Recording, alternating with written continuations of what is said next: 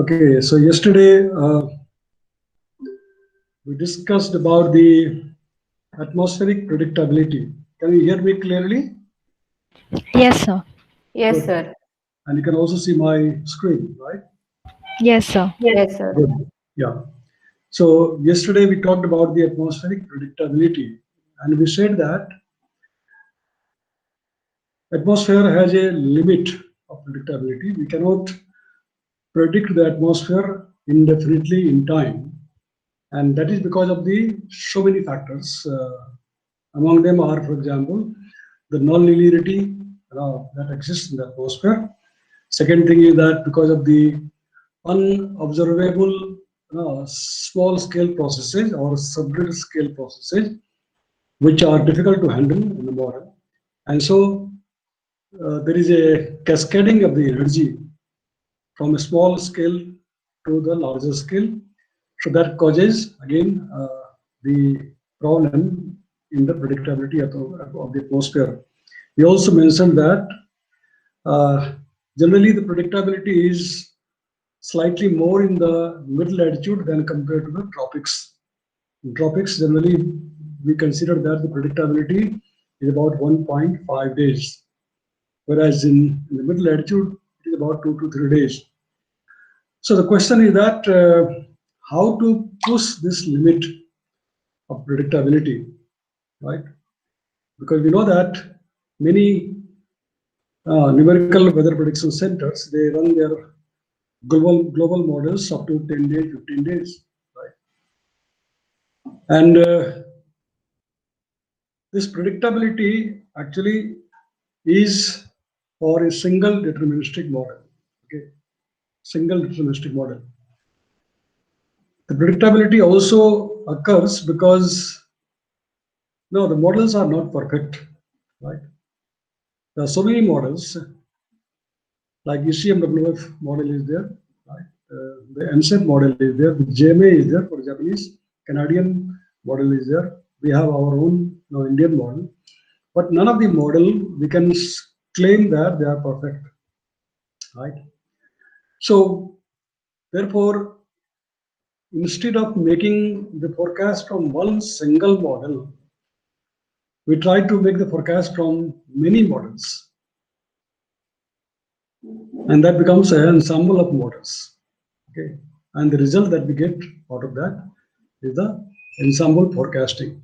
Also, now if you have 10 or 15 models, different models, and each model will produce some set of result. Okay, and we will have a range of solutions, say, at the end of day 1 or day 2 or day 10.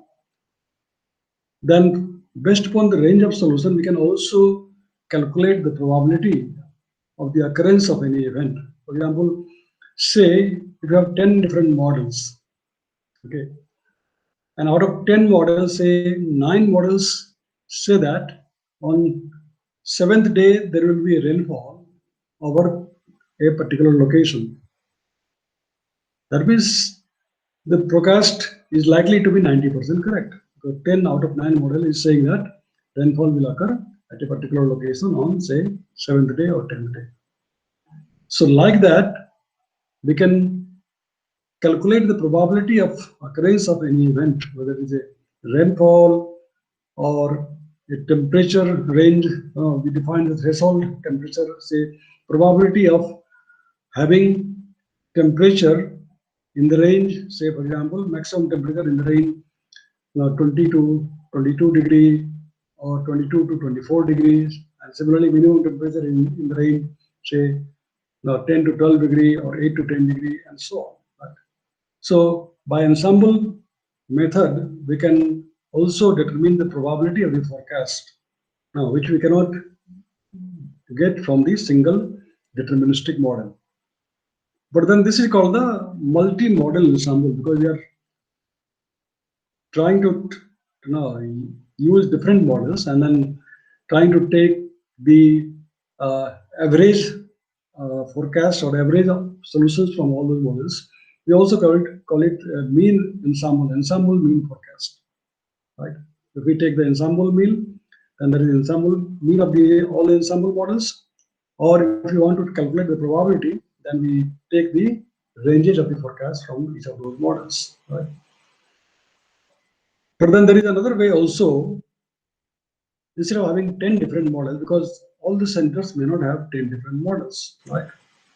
Although there are agreements between different centers. For example, there is an agreement between, say, ECMWF and, say, other models, JFA model, Australian model, and other models, that when they run their models every day, they will make their forecast available on a particular site, say on their FTP site. And those who want to make an ensemble model, they can take the outputs from each of those models from their site and then make their own ensemble forecast. That is one way. But another way is that one can also use a single model, and from the single model, we can have, say, 10 different initial conditions, because we know that the NWP is a initial value problem. And so when we generate the initial condition based upon the data assimilation or the observations available at the current time, then that initial condition may not be perfect initial condition. It may still have so many errors. Although we know that we try to do corrections in the data. In the quality control part, we have studied the quality control, so-called CQC, complex quality control, right? And we try to correct the observations which are errors. We also try to do the assimilation, but despite that, we cannot guarantee or ensure that the observations are 100% error-free, right? So, considering the errors in the initial condition, we try to perturb the initial condition for a given day, for a given time, in different ways, right? And generate different initial conditions. We can generate for a single day, starting, say, from today at 00 UTC, we can have one analysis, but that analysis can be perturbed in 10 different ways, and we can have 10 different initial conditions, considering the probability of the error growth. Okay. Or we can perturb the initial conditions in 20 different ways, or 50 different ways, or even 100 different ways. So we'll have 100 initial conditions, let us say, we have so much in the computer. And then from each of the initial conditions, we run the same model for next 10 days or so. So we'll have 10 different solutions, 100 different solutions, because there are 100 different initial conditions. So that is another way of generating or doing the ensemble forecasting, right? Actually, most of the centers like ECMWF or even NCMRWF use this technique of perturbing the initial condition and running the model with each of those initial conditions and then generating the ensemble of forecast. But we also do, of course, the multi-model ensemble, in which case we try to use the outputs from all those models, standard global models existing today in the world, right? And we do that to have the multi-model ensemble forecast. So we shall try to discuss both of them in today's class, and I will try to finish this topic in today's class. Okay. Moving ahead, well, this we have already discussed yesterday. Okay. The predictability of the atmosphere depends upon the system, right? Like whether we are trying to forecast a stable system, dynamically stable system, or dynamically unstable system, right? And this was shown by Lorentz in 1969, that the limits to the predictability of atmospheric circulations arise from unobservable small-scale motions. We have already discussed yesterday. Similarly, this also we have discussed yesterday, in which we said that from one initial condition, we can have different perturbed initial conditions to reach this truth. Suppose this is observation and this is truth after, say, time delta t, then Each of those perturbed initial conditions will have different trajectory, and then they will all, the solutions will all fall in a domain like this, which you call the uncertainty, domain of uncertainty, or uncertainty in forecast, right? And then from there, again, we calculate the probability of forecast, okay, probability of occurrence of any event. This is another example of how a real-time example, rather, of a ensemble forecasting output. Okay. Now, in the left side, the diagram shows, say, for example, this yellow line is the geopotential height of 500 millibar. Yesterday we were talking that generally we take geopotential height at 500 millibar as a measure of the predictability, because one thing is that 500 millibar is approximately in the middle of the troposphere, and also there is now not much variance rather at that level. So this is the, let us say, 500 millibar geopotential as per the climatology. Okay.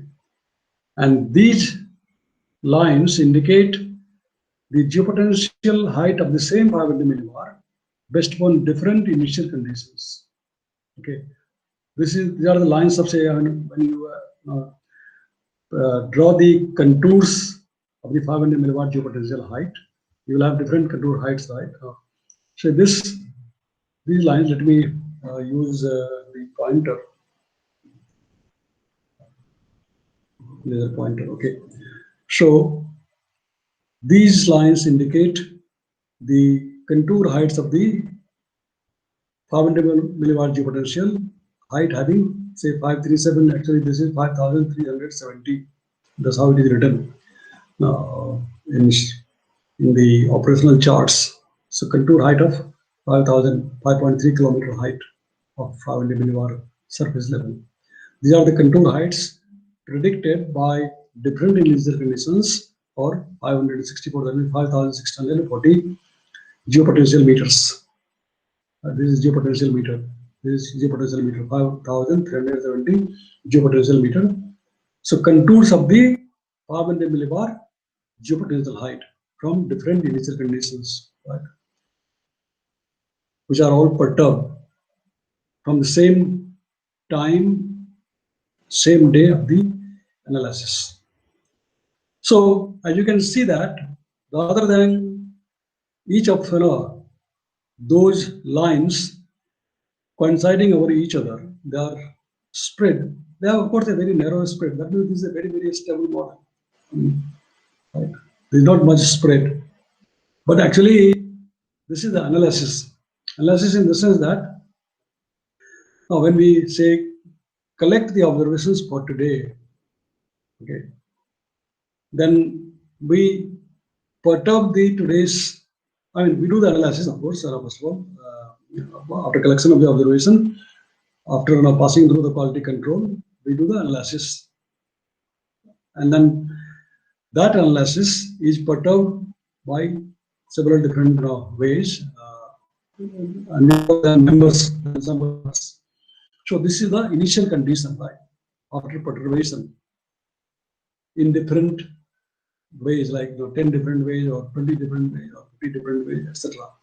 So they are all the initial conditions. Okay, they are all the initial conditions of the model after perturbation of the analysis, and contours of the 500 millibar geopotential height, and similarly these are also the contours of the 500 millibar geopotential height. So these are all the initial conditions. Okay, and obviously initial conditions are almost coinciding, although not exactly the same because they are all perturbed. Right? But when you use these initial conditions in the model and run the model for, say, 5 days, for example, then after 5 days, this is how it looks like. This is again 500 millibar geopotential height. These are also 500 geopotential height. These are also 500 millibar geopotential height. So as usual, this line is the climatology of 500 millibar geopotential height. Okay. All these lines, green, bluish green lines, actually they are the contours of the 5,370 geopotential meter height. See how much spread is there. After 5 days, the integration of the model, so much of a spread has come out. And similarly, these red lines are the spread or the prediction of the same 500 milliwatt geopotential height of Kanturi, 5,640 geopotential meter. So this is the, say, for example, analysis, and this is the forecast. This is the analysis and this is the forecast after 5 days from different initial conditions which were put up. Okay, and you can see that now they have spread so much. That means the forecasts are not lying exactly on each other; they are not coinciding with each other, and that's because of the spread or the error in the initial conditions. This looks like a spaghetti, right? Does it not look like a spaghetti? You have seen the spaghetti, right? You have eaten spaghettis, Italian dish, right? So Yes, sir. yeah, Yes, sir. this looks like a spaghetti, and so this is also called the spaghetti diagram. This is called the spaghetti diagram, right? So this diagram is illustrating that how when we perturb the initial conditions and make the forecast from each of those initial conditions, initially they are almost coinciding with each other, lying in a very narrow band, but after 5 days they have a spread so much, right? And that indicates the error range or uncertainty in the forecast. Uncertainty in the forecast. So from each of those forecasts, we can take the average and get the ensemble mean. And also from the spread lowest value to the highest value, we can get the probability of occurrence of the event. Okay. So this is what is the basic or fundamental explanation or meaning of the ensemble forecasting. Okay. Instead of one deterministic model output, we run many models or many initial conditions of the same day and generate the ensemble of forecast. Right.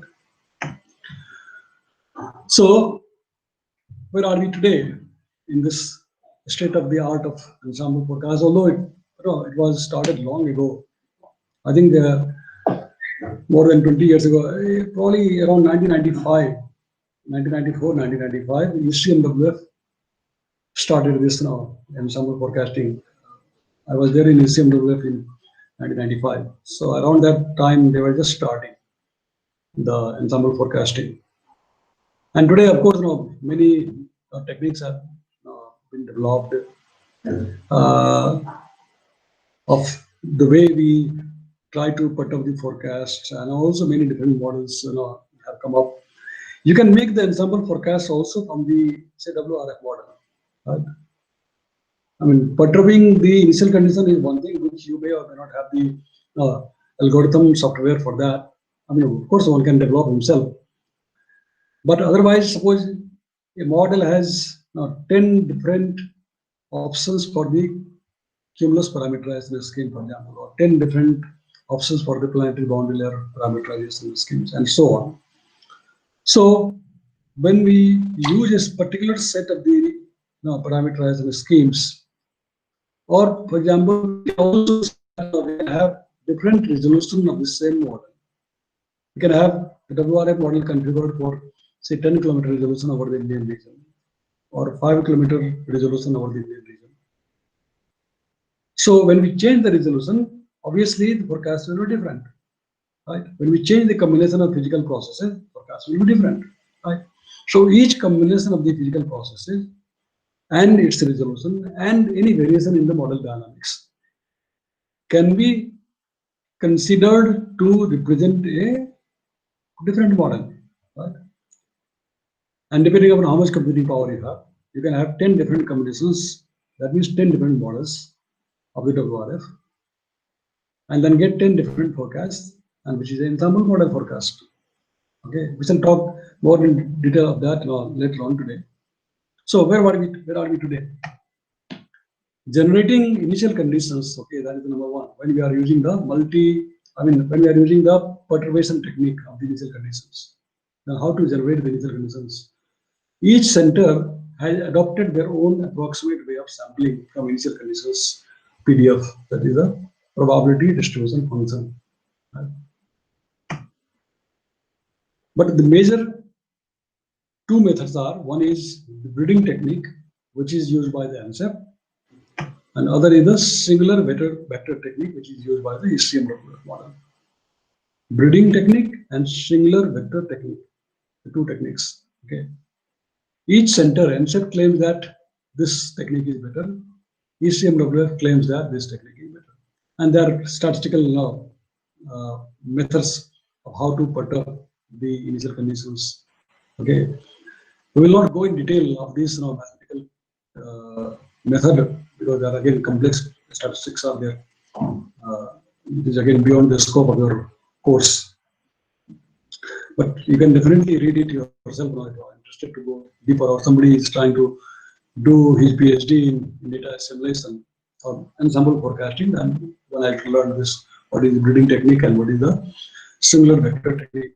Okay. These are the two methods of perturbing the initial conditions as used by the ANSEP and ECMWF. Most of the other models around the world basically use one of these two techniques. Perturb the observations, of course, this is used by Canada.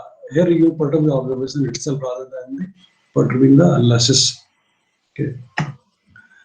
There is another way, also called the stochastic dynamical ensemble work. Well, now it is already used by some groups, although it was just beginning in 1999, okay, longer 20 years ago.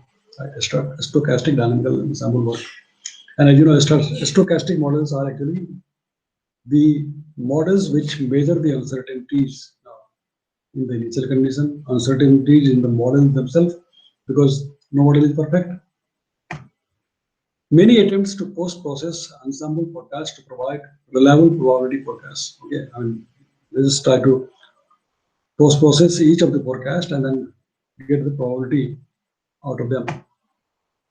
An ensemble prediction system usually includes a control forecast and a good number of perturb forecasts. Okay, so what is the control forecast? That means the forecast made without perturbing the initial condition. That is the control forecast. Okay, and the other forecasts are the forecasts which are made after perturbing the initial conditions. Initial conditions for other ensemble members are generated by adding perturbations or errors to the analysis. Okay, the analysis is the one which you get from the observations and the first guess. We shall discuss more about that in the data assimilation class. Okay, lectures. During the early stage of the forecast, error grows more or less linearly with time, and the deterministic forecast shows good skill. This in the first few hours, let us say in first 24 hours or 48 hours, the growth of error is more or less linear, but after that it becomes non-linear. So the skill is quite good in the initial few hours of the deterministic forecast, but later on it becomes more erroneous, more uncertain. Beyond this range of linear error growth, deterministic forecast loses its skill, but ensemble mean or average can be treated as a single forecast representing the best available estimate of the future atmosphere. Okay, so you are using mean of the ensemble. The spread in the forecast is a measure of the disagreement between the ensemble members, right? Because each member of the ensemble may not agree or may not coincide with each other in its solution. So the spread actually indicates the disagreement between the ensemble members. A good agreement among the members results in less spread and a good reason to become confident about the forecast. As I said earlier, that when the solutions of all the ensemble members, they converge or their spread is less, they are less spread, that means they have a good confidence in the forecast. Right? If say 9 out of 10 model tells you that tomorrow the rainfall will occur at a particular location in the range of 5 to 10 millimeter. That's all. You always, in the ensemble forecasting system, you always try to calculate the probability of threshold of values of, let's say rainfall or temperature. Have you seen the NCMRWF model outputs of the ensemble model from the website? Any of you? Yes, sir. Yes, sir. Yeah, good. Yeah, who is that, Asna? Yes, sir. Okay, good. Yeah, during your internship, I had asked you to look at those things. Good. Yes, Yeah, sir. so you can, yeah, all of you should now see the daily forecast outputs of the NCMRWF, which is available from their website now. And all types of forecasts you can find on the website of NCMRWF, like the deterministic forecast, that means the forecast from the single initial condition of the single model. Okay, and also the ensemble forecast from different initial conditions, which are the perturbed initial conditions, and the forecast based upon the same model. Okay, and then the probability of the threshold value of rainfall, for example, say 0 to 2 millimeter, 2 to 4 millimeter, 4 to 6 millimeter, and so on. For different threshold values of rainfall, they calculate the probability of occurrence based upon the ensemble spread. Okay, so all of you should see the output of the NCMRWF model to see all these things. They are making every day the ensemble forecasting both from the global model as well as from the regional model. Okay, regional model is 4 kilometer resolution. Now here the challenge is that how many members you should have in an ensemble, right? Whether it's have 20 members or 40 members, 50 members, 100 members, how many members, right? And that depends, as I said, it depends upon your computing power, and also depends upon the resolution. Because if you are using a higher resolution model and running it 10 times for 10 different initial conditions, then obviously your computing time will be too much. Right? If you are using a Corsal model, then your computing time will be less. Right? So generally, what is done is that at the operational centers like ECMWF or NCMRWF or any other places, the deterministic forecast is from a higher resolution, whereas their ensemble forecast is from a coarser resolution. You understand what I'm saying? The deterministic forecast is from a higher resolution. Suppose, for example, the NCMRWF model today, let us say, is using 10 kilometer resolution globally. Okay. Globally, it is using, say, 10 kilometer resolution. So that will, NCMRWF will make deterministic forecast from its highest resolution, that is 10 kilometer, and that is just one single forecast from, say, today's initial condition up to 10 days or so. That is the deterministic forecast. But when it runs the ensemble model, it will not run at 10 kilometer resolution because it knows that it will take too much of time. So it will run slightly at a coarser resolution. And I don't remember exactly whether the ensemble forecast is made at 12 or 18 kilometer. I have to say, I'll tell you. Today itself, I'll tell you. So the ensemble forecast is made at a slightly coarser resolution because it takes too much of time to run so many times the model with the different initial conditions. Okay. So where were we? Yeah. So ensemble prediction system usually includes a control forecast and a good number of perturb forecasts. Initial conditions for the other ensemble members are generated by adding perturbations of the analysis. We have already discussed about this. Beyond this range of linear, what is that? So, as you said in last slide, ECMWF and NCEP, they are using the different type of statistical methods, sir. But what about NCMRWF? Which type of statistical method they use, sir? Oh, I'm not able to see your face. Who is that? Anis? Who is speaking? Sir. Anis, okay. Anis. Well, there is another method called also ETKF, which I did not mention. Okay. Breeding technique, singular vector, and ETKF. ETKF is more complex. That is an ensemble transform Kalman filter method. ETKF. Ensemble transform Kalman filter method. Okay, so that's what is ETKF. used by NC Waterworth, and actually NC Waterworth model follows the UK Met Office method, and UK Met Office people they use ETKF, and many other, some of the other centers also, advanced centers they use that. And these kind of techniques are also available in the WRF model. I mean, if you learn more advanced things of the WRF model, you will find these things. They are there available in the data assimilation. Even the data assimilation methods are also there now by different way of data assimilation. We shall discuss about that in that next class when we start the data assimilation. Okay. So, Okay, sir. We discuss, I think, all these points. Beyond this range of linear error growth, deterministic forecast loses its skill, but ensemble mean can be treated as a single forecast representing the best available estimate of the future atmosphere. Spread in the forecast is a measure of disagreement between the ensemble members. A good agreement among members results in less spread and a good reason to become confident about the forecast. Okay. The third important aspect of the ensemble prediction is that it provides a quantitative basis for probability forecasting that I already mentioned. Ensemble forecasting methods in different operational centers around the world mostly differ by the way in which initial conditions perturbations are generated. The simplest way to generate perturbations is to add random Monte Carlo noise to the original analysis. Well, these are again the statistical methods. By construction, perturbations generated by Monte Carlo method do not include the growing errors of the day.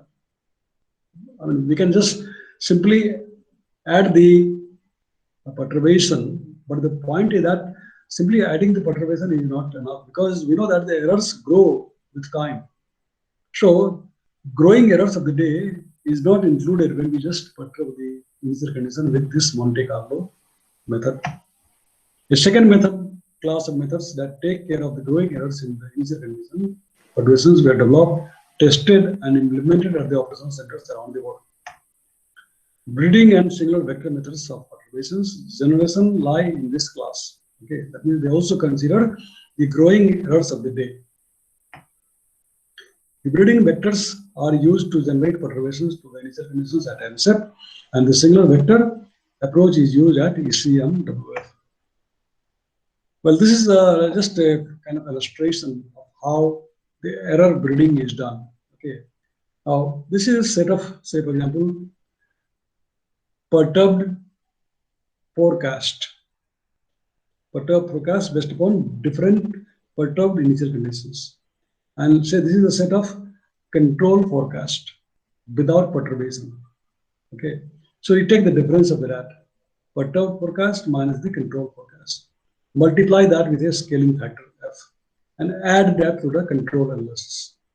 I mean, this is the way how the perturbed analysis is produced. When you say we generate 10 different initial conditions by perturbing the initial conditions, or 20 different initial conditions by perturbing the initial conditions. This is how the perturbation or perturbed analysis is produced. Okay, so perturbed forecast minus control forecast times scaling factor plus the control analysis is equal to the perturbed analysis. So you have got perturbed analysis, say different set of perturbed analysis, and from each of those sets we make the forecast out to 10 days or whatever, 7 days, 10 days, whatever, right? And we get the perturbed forecast. So in Met Office at UK, ensemble transform Kalman filter ETKF is used in its global and regional ensemble prediction system, MOGREPS. Okay, MOGREPS is Met Office Global Regional Ensemble Prediction System, short form acronym for that. Okay, and EPS is Ensemble Forecasting System. To generate initial perturbations, this method is similar to the error breeding method. As I said now, most of it fall in two classes. Either they are breeding class or they are singular vector class. So even this method is actually a type of error breeding method. And this is the illustration for how the ETKF method is used for perturbing the analysis. In this case, instead of just adding each of those set of perturbed forecasts with the control analysis, we just add randomly okay, in the ETKF method, and then produce the cutoff. I mean, this is just illustration in the simplest possible way, but actually behind this there is a lot of statistics. Okay, you want to see, you have to read the paper, original paper by Bowler et al. 2008. Okay, if you want to see all the mathematics behind this, then you have to read this paper. But this is the illustration in the simplest possible way of ETKF and that of the error blading method. Okay. So now quickly we'll summarize. It's already 12:28. You have a class, right? Next class, 12:30. Yes, All sir. of you have a class. So I'll try to finish in 5 minutes now, maybe as much as possible. Not many slides are left. So how do we do at NCM RWF? The global ensemble prediction system of NCM RWF has a horizontal resolution of approximately 33 kilometers. And this is the whole version I'm talking about, because when I made this slide at the time it was 33 kilometers, but now it's about 10 kilometers and 70 vertical levels. Okay, this is the version of the model. A total of 45 ensemble members, that is 44 quarter forecast and 1 control forecast. As I said, one is the control forecast, which is made without perturbing any condition, that is the control forecast, and 44 forecast after perturbation. So we have a total 45 forecast or 45 ensemble members constitute this ensemble system.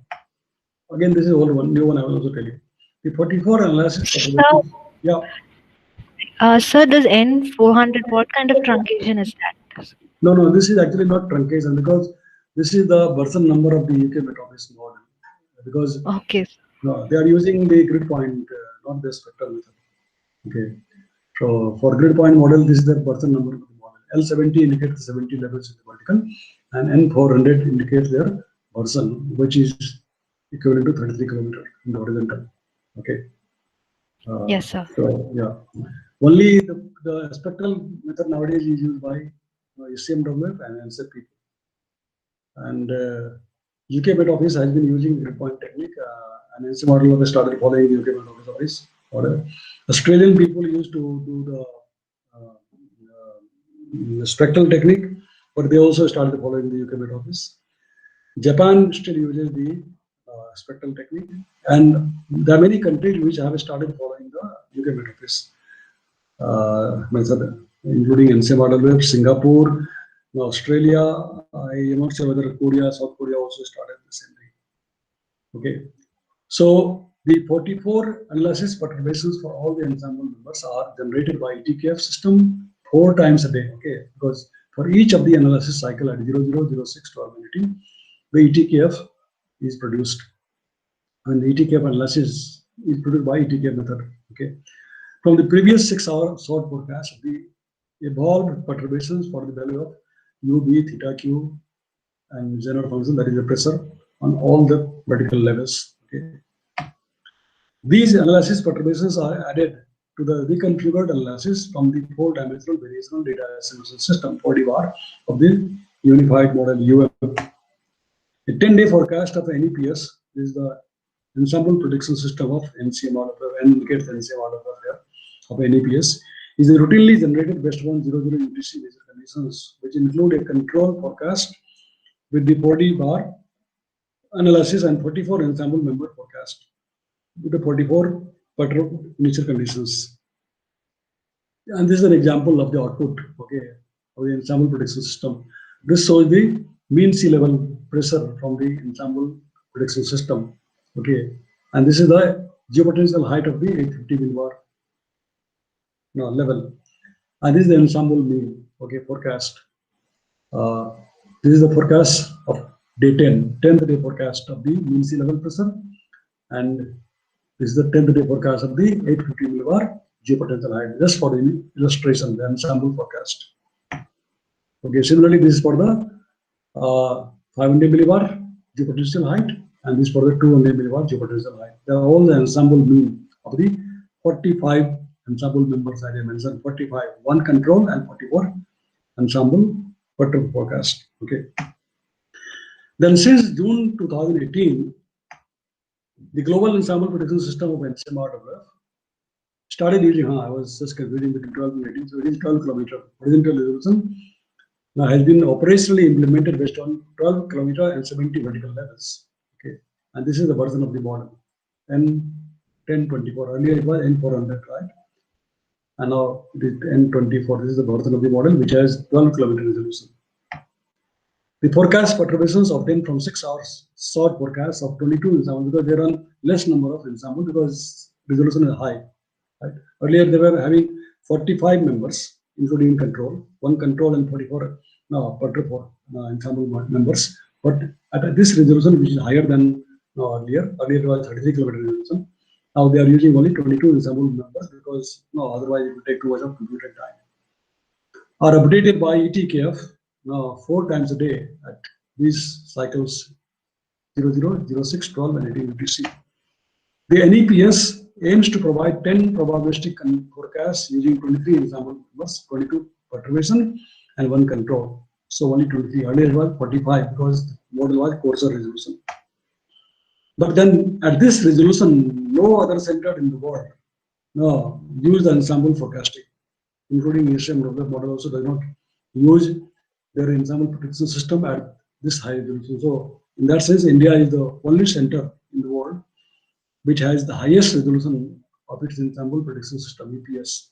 Okay.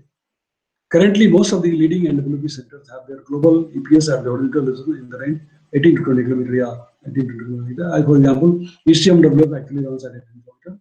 UK Met Office also runs at 20 kilometer. Although we are borrowing UK Met Office model, which they run at 20 kilometer, but we are running at 12 kilometer. So currently, NCMWF has the highest resolution of its ensemble prediction system. Well, multi-model ensemble. Okay, another 5-10 minutes, but you are getting late. Your teacher will be waiting, right?